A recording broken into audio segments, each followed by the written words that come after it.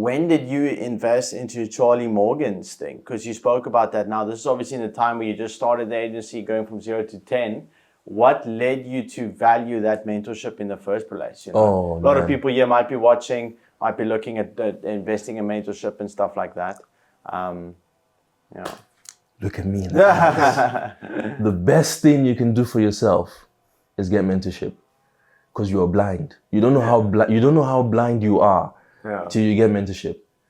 Like first month in that mentorship made me feel like a complete idiot. I was like, oh my God, how have I been this stupid this whole time?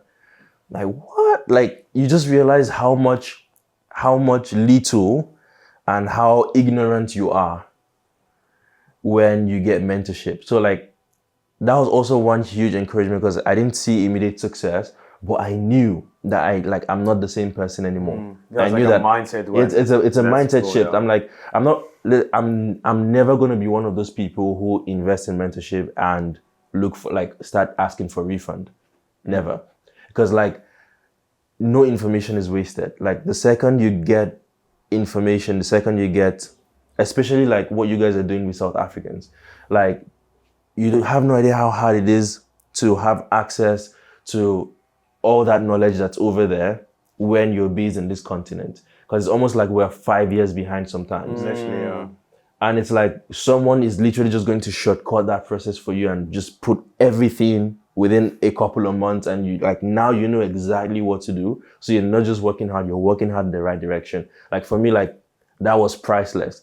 I knew that I wasn't getting the client yet, but I was like, I booked 41 sales calls. Like, I never had, like, and I didn't know how to book sales calls. Did you book the 41 before the mentorship? No, during the mentorship. Okay. I didn't know what sales calls were. I never booked any sales call myself. That's why I closed. Like, the call that got me into the program, I didn't know it was a sales call.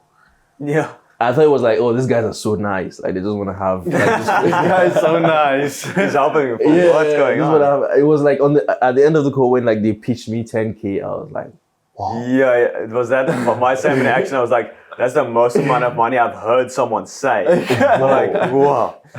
I was like, oh my God. Like, I literally told him, I said, listen, if you lift me up and you shake me from now to the end of the year, you're not going to get that money. Like, that's not because I don't want to pay it. I just don't have it. The minimum wage in Nigeria is $45 a month. Right? $45 a month? A month, bro. Goodness. It means in a year, you're probably going to make like, if God is good to you, you're going to make $600 to $1,000. So it's like 12 years. So it means you're going to save like 10, 12 years. Let's imagine you spend none of that money to be able to afford a program like that. So you can see like for me, like South Africa is so much better than Nigeria even. Like for me, like, I probably should never have been on this path, because I can't even afford to be on this path. So how did you get that money, bro? I took a loan. I had to borrow it from a friend. Wow. I had a friend. So my first copywriting client, I had become very good friends with her.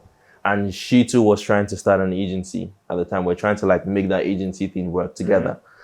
And I was like, they just pitched me this. I was literally, because I tried to leave the call, and the closer was like, I said I wanted to think about it, and he was like, yeah, sure, man. He turned off his video and audio off, and he was like, yeah, I'll go make a cup of coffee, think about it. I was like, oh man.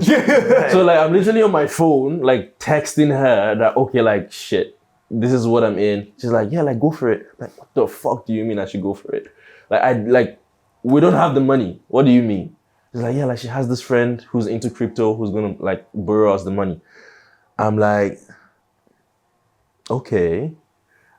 I don't like the idea of owing $10,000 to someone, but also I thought it was like divine, because like, what are the odds that God is just going to suddenly make this 10K available by some stroke of luck?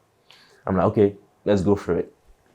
So at this stage, I'm living with my parents in Charlie's program on my laptop every day, trying to make this work. Did they know what you did? They did not know. You can't tell them, bro. God. Yeah, like I'm on calls with people, and then like I need to tell my parents. What is? I never told my parents. They just saw, okay, Andre's working a bit harder. Yeah. Like, that's all they saw. Nah, man, I couldn't tell my dad. My dad No did way. not know I was owing $10,000. Do you understand that? That would Like 10 that's like years. half of his career. Yeah. You know, it's like how would I tell him that? No. So I was just genuinely like, and that's why I couldn't quit because I'm owing 10K. I have to make this money somehow. So yeah. Yeah, that the only way to show your seriousness is with money. Like that shows how dedicated you were and how are you gonna fail with that? Absolutely. It's impossible because I think this is not financial advice, but if you take a loan, you have so much confidence in your future self. True. Because you're like, okay, I'm 100% gonna pay this off. True. What does that mean? It means your future self is gonna be extremely successful. Yeah.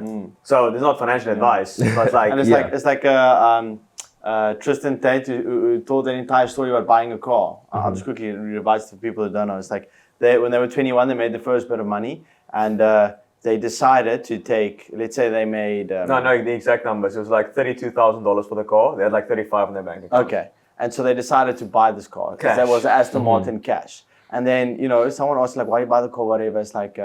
Oh no! Then he was telling a story to the younger guy, and then he said, "If you don't believe that you can make more than this in your future, then don't buy the car. But if you believe that you can, well, then buy the damn car." Right? That's and it's like that's definitely not financial advice, but it's the same thing, right? Like when you take a loan like that, it's like, are you fully convinced that you will never ever make more than 10K ever in your life? Whoa! Like if you believe you can.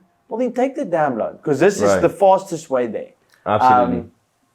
That's a really cool thing, bro. It's like Anu did the exact same thing with Charlie. Yeah. Exact same thing. The exact same thing. And look now. Yeah.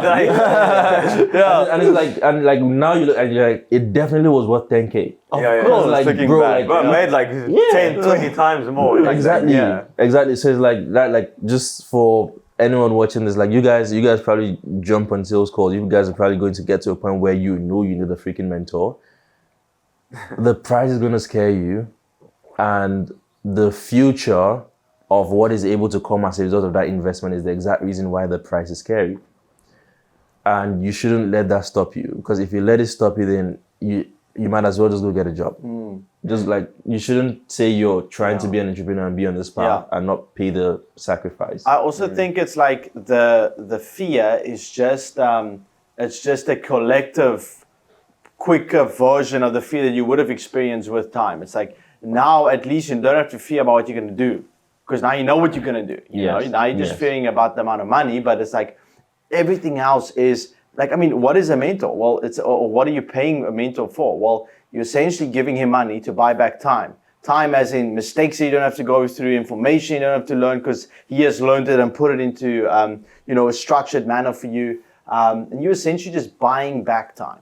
And so and also, I spoke with Andre, I asked him, I want to know your answer on that as well, but it's like, can anybody be a mentor, entrepreneur? And then, you sort of can come down to the fact that, well, potentially maybe, but now the question comes, can you take action for 2 years without seeing results? That becomes a difficult question to answer, right? But if you have a mentor, that could potentially take 3 to 6 months, maybe a bit longer, but now it's a lot more, now it's a lot easier for the average person to do that because the time you need to take action without seeing results is a lot less. Yes. And how long did it take you to get results? Or like how long did it take you to go through the program and then to finally see something? Take it from the program to the first client. Okay, from the program to the first client, I joined the program February 2023, got my first client October 2023. Okay. So that's like 8 months. Same. Yeah. Okay, that's literally that's exact a good same. time Like 2-3 months program and then 6 months to get a client.